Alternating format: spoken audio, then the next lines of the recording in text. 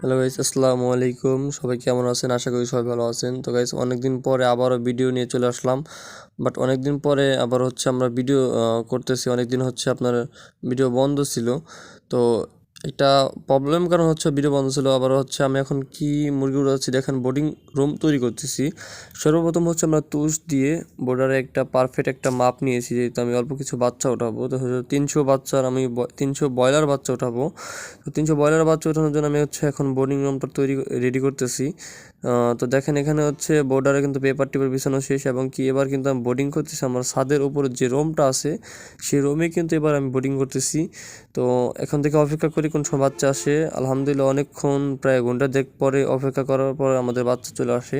আর আমি প্রায় 20 মিনিট আগে হচ্ছে বোর্ডার মেশিনটা সেরে রাখছি, তার কারণ হচ্ছে যে বোর্ডার যে নিচে পেপারগুলো, সেই পেপারগুলো যেন পুরোপুরি হিট হয়ে থাকে। এখন বাচ্চা দেওয়ার কথা ছিল প্রায় 300 পিস, দিয়েছে হচ্ছে আপনার 280 পিস, কারণ কার্টনে 40 পিস করে মুরগি থাকে। এখন যেহেতু একটু খুব গরম চলে আসছে, তো বাচ্চা রেট ভাই অনেক দাম। তো বাচ্চা আমি হচ্ছে খুঁজতেছিলাম প্রায় 21 দিন ধরে, কিন্তু 20 দিন আগে বাচ্চা উঠাতেছিলাম, কিন্তু সেই বাচ্চা হচ্ছে আপনার দেখা যাচ্ছে 15 রোজা বা 20 রোজায় বাচ্চা পড়ে যায়। এর জন্য হচ্ছে আমি প্রায় 2 সপ্তাহ ধরে ঘুরতেছি বাচ্চার জন্য, কিন্তু বাচ্চা এতটা সংকট, বাচ্চা খুব ক্রাইসিস হয়ে গেছে, যেন বাচ্চা পাওয়া যাচ্ছে না। এই বাচ্চা হচ্ছে আমার রেট পড়েছে হচ্ছে 75 টাকা পিস।